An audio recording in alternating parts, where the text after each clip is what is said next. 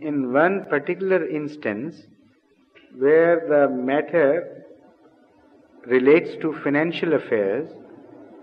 There it is suggested by the Holy Quran that instead of one man, have two women testify to this agreement, so that if one forgets, the other may remind her. It is never said that both should offer their testimony together and that would make one. It only says in case one forgets, the other should remind her. So the testimony remains single. But in this case, the other women should be present to remind her in the case of evidence. If she is alive, of course. So this means two women should be there. If she is alive, if she is available, otherwise not. But I learned, sir. That is a preference over a single lady because, as I explained earlier, most often than not, in most parts of the world, the ladies don't look after the business affairs, and particularly they are weak in keeping count of finances and things, and understanding these financial transactions. So, it is only in this reference that the Holy Quran says, in the context of the financial transactions, that instead of one man, if no man is available, have two ladies. And why two ladies? Not so that they should testify together, only because if during the testimony the lady has not fully understood what was said about this financial transaction and intends to forget, the other lady should sit and just remind her, no, this happened like this. Otherwise the testimony of the single lady is enough. And if the other lady dies, still the testimony would hold good. This is what the mullahs don't know. And intend to forget, intentionally perhaps. Because there is no guarantee for both of the ladies to remain available all the time. It is a suggestion that it would be better to have two ladies because of this reason. But it does not say anywhere in the Holy Quran, it's never said in the Holy Quran, that if the other lady is not available, then what? Obviously, then the testimony of the single lady would be acceptable. Moreover, the testimonies are of two types. Some testimonies can be organized and you have plenty of time to have witnesses to a will, to have witnesses to an agreement.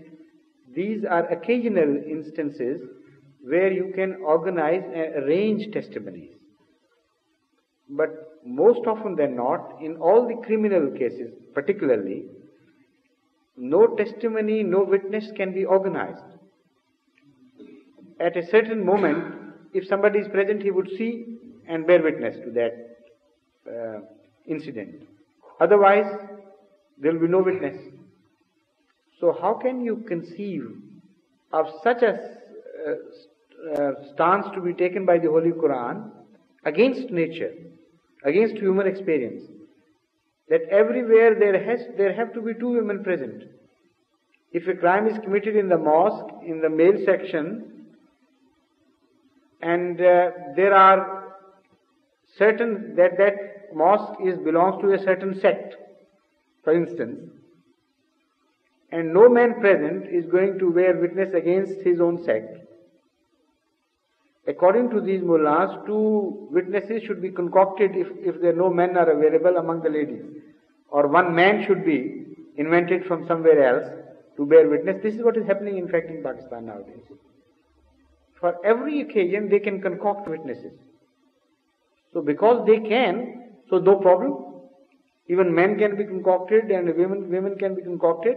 But in real life, where things happen just by accidents, in passing phases, there it is impossible to find sometimes a male witness, not to mention the female witnesses. So how can you expect things to happen always in conformity with this injunction of the Holy Quran? Because they don't happen like that.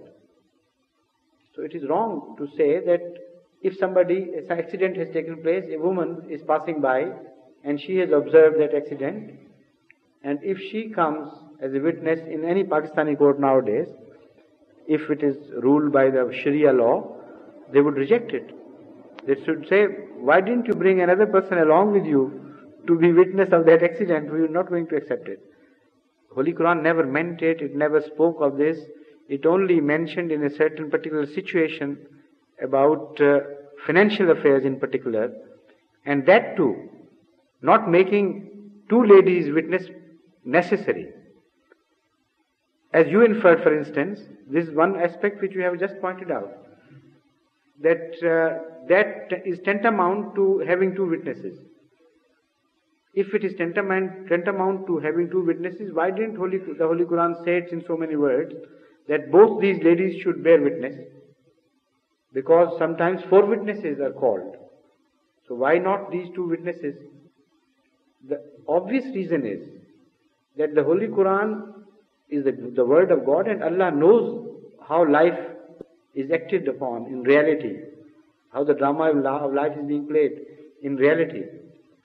Holy Quran knows, Allah knows that a lady may not be available, a lady may die, and in that case the Holy Quran had said it in so many words that 2 lady witnesses are required to give testimony. In that case, with the death of one witness, the whole testimony would die out. So that is the sense behind it.